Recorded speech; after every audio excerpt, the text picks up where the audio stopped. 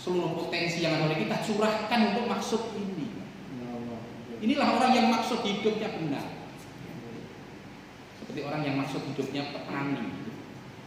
Itu hari-hari kan mikirnya tani. Tenaganya digunakan untuk pertanian. Hartanya digunakan untuk memajukan pertaniannya, waktunya. Bahkan keluarganya dilibatkan untuk mengusahakan pertaniannya. Karena maksud hidupnya pertanian. Orang yang maksud hidupnya perniagaan seperti itu. Dia habiskan waktunya, tenaganya, pikirannya, potensinya semua dicurahkan untuk perniagaan. Maka orang yang masuk hidupnya ini agama Allah. Ini sungguh-sungguh itu pikir, usaha, waktunya, potensinya. Bagaimana agama ini wujud? Yang lain keperluan.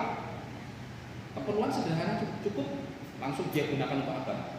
Harta banyak untuk sedekah, untuk infak, untuk perjuangan agama. Pakaian sederhana Pak, ya, pakaian, makan, rumah.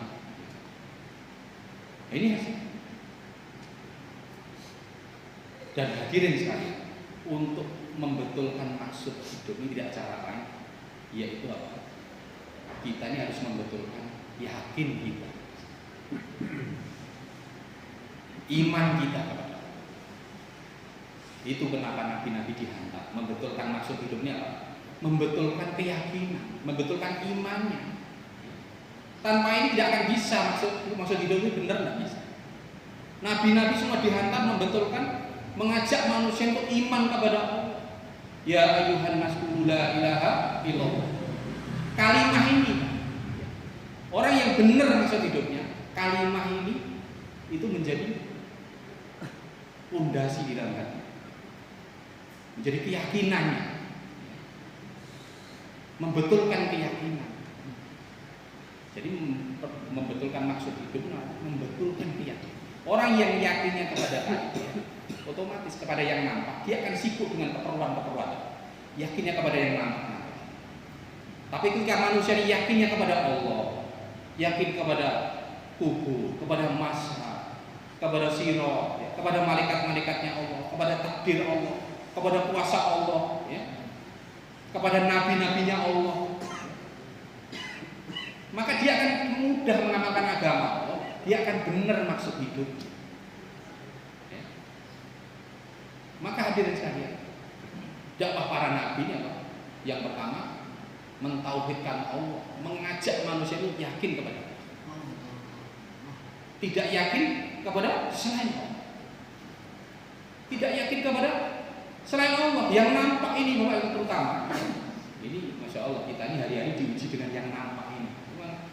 Memang kata Allah, kita sering dengar dunia ini tempat ujiannya di sini. Ujian yang paling berat adalah ujian keimanan, ujian keyakinan ini. Kalau yakin itu sudah melenceng semua hidup kita. Ya. Yakin kepada yang nampak ini. Ya, hari-hari kita diuji.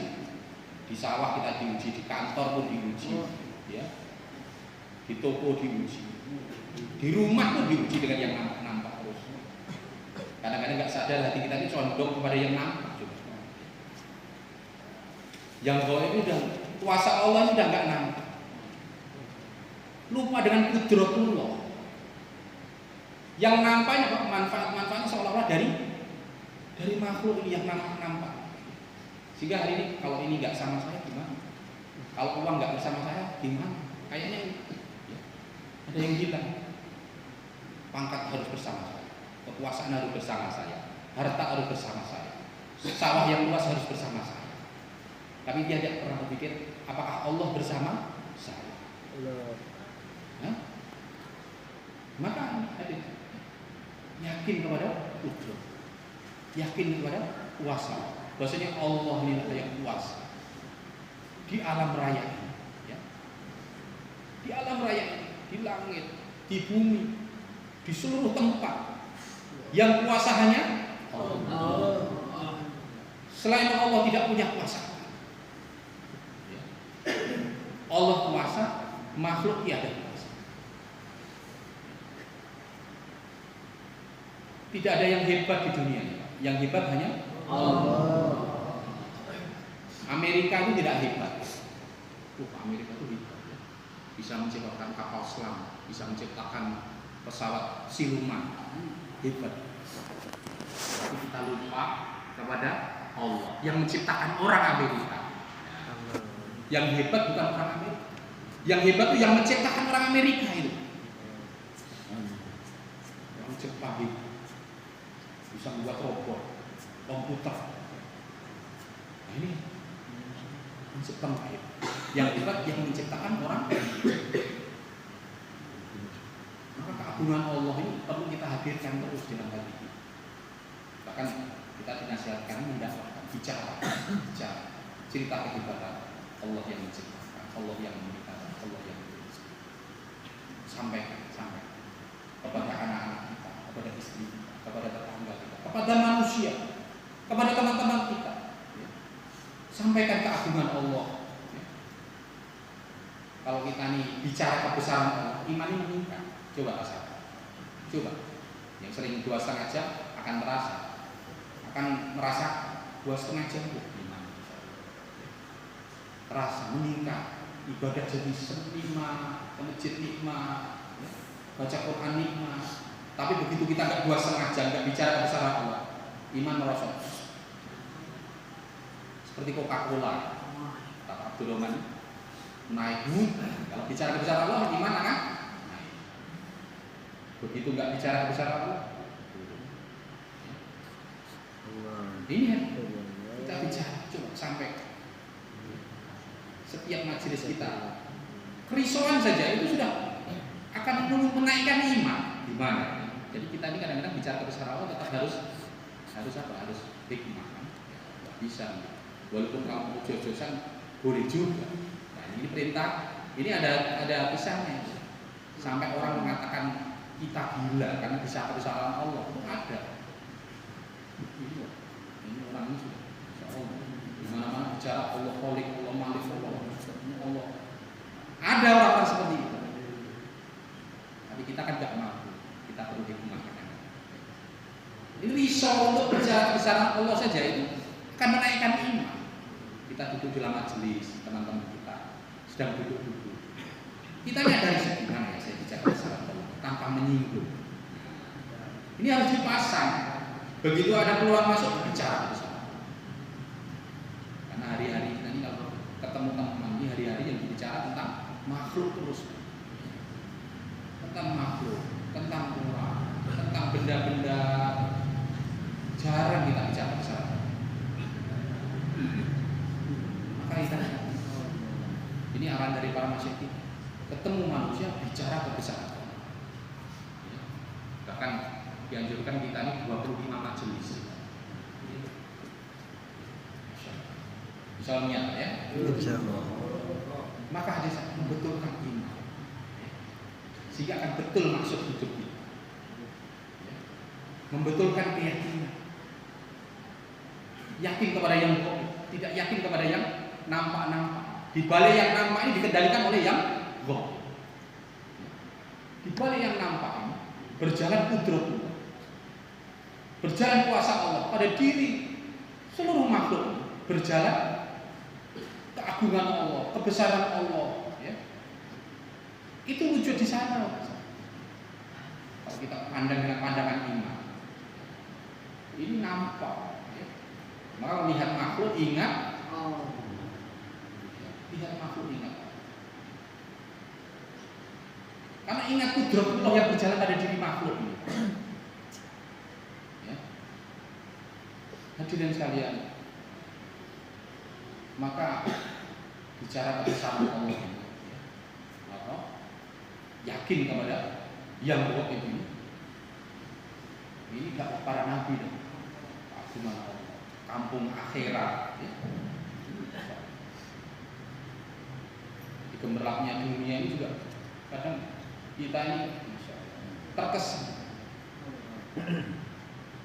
jadi dunia ini seperti madu dicicipi tanpa ini satu kali terus itulah dunia.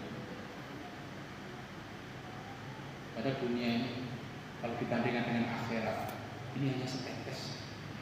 Kenikmatan dunia ini dibandingkan dengan nikmat akhirat itu setetes dibanding lautan nikmat. Ya. Coba. Jadi dunia yang seperti itu sudah melupakan kita.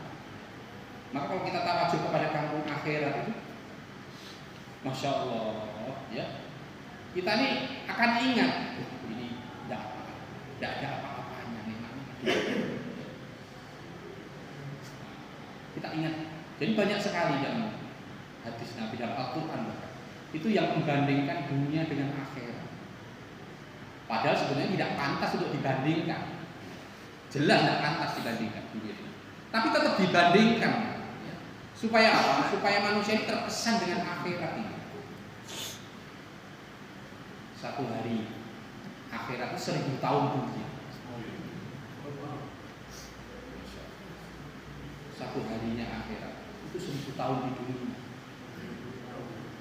Ya. Berarti kita ini hidup di dunia 2,5 jam saja. 2,5 jamnya akhirat. Jadi sebentar sekali di dunia.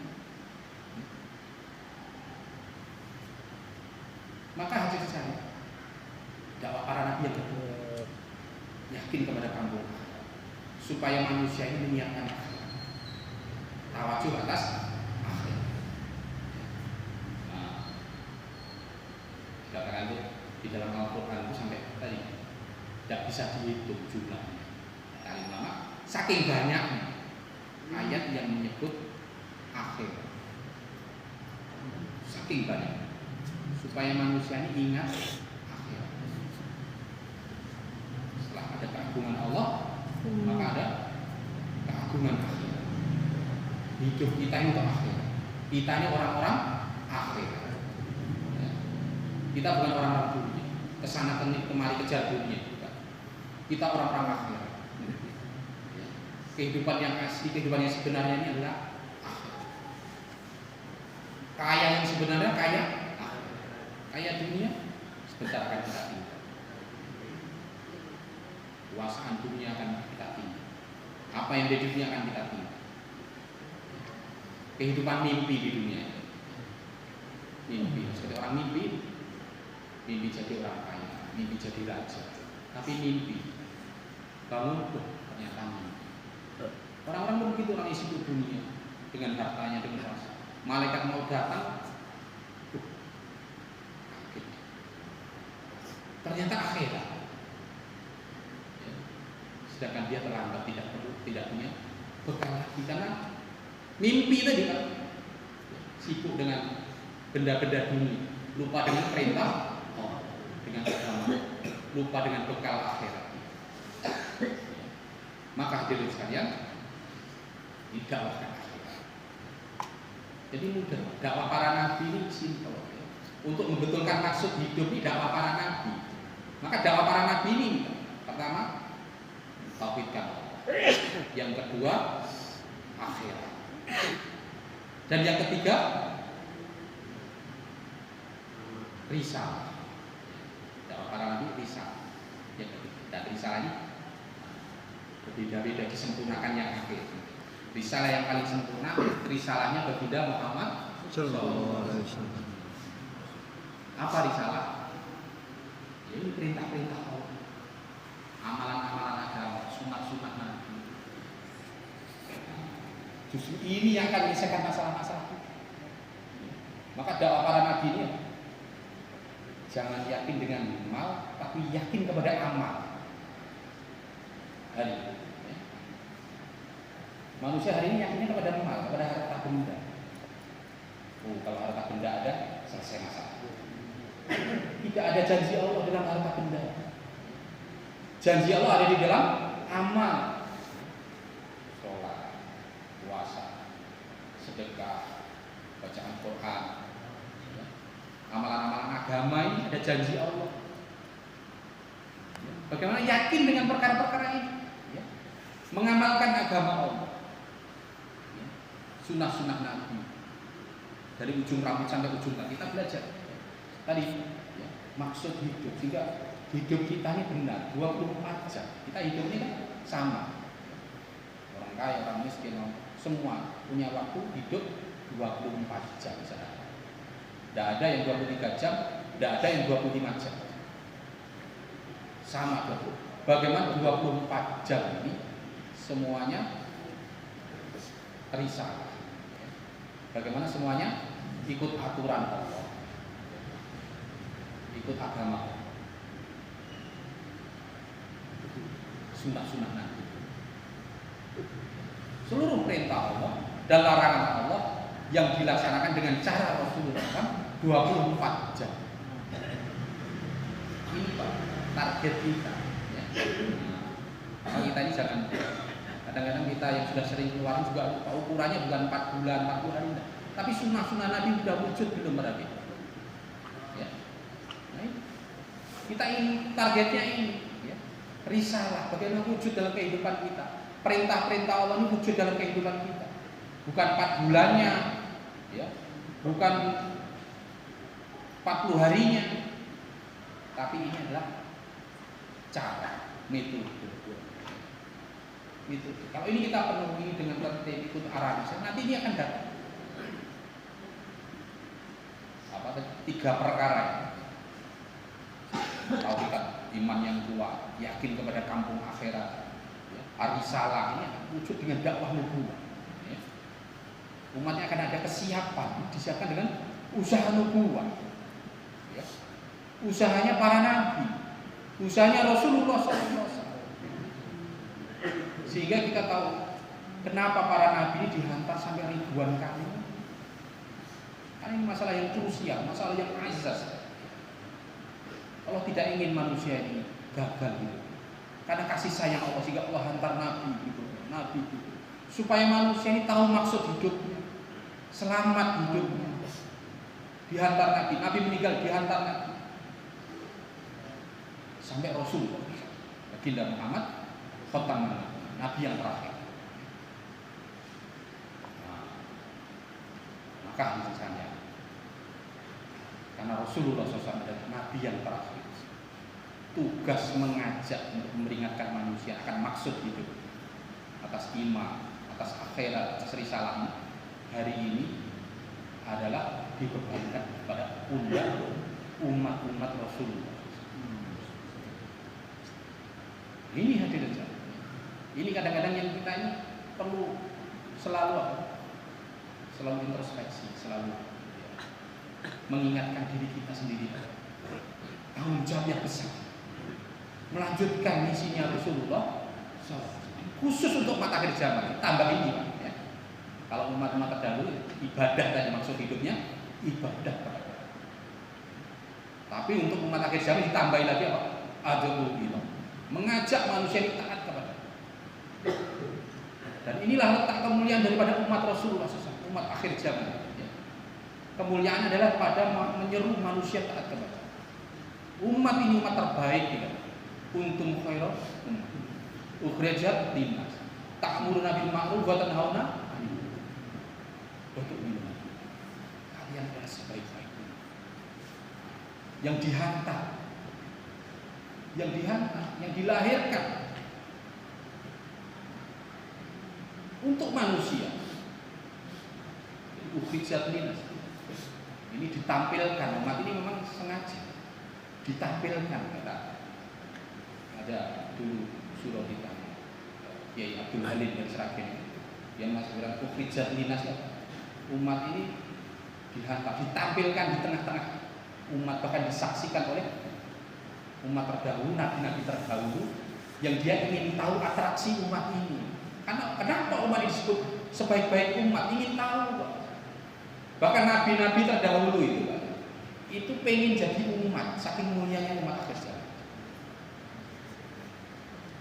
Nabi itu terdahulu itu awalnya ingin jadi nabi akhir zaman, tapi nabi akhir zaman sudah ada namanya Muhammad. Kalau gitu jadikan saya umatnya.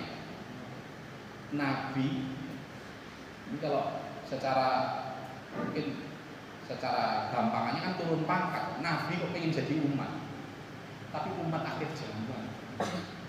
Maka tadi ulama ada satu nabi yang doanya diterima. Akhir zaman dia akan lahir sebagai dihantar lagi jadi umat. Siapa? Nabi Isa AS. Akhir zaman dia akan dihantar sebagai umat akhir zaman. Zaman Imam Mahdi nanti. Kata ulama ini sebentar lagi di zaman Imam Mahdi. Kita harus persiapkan iman kita.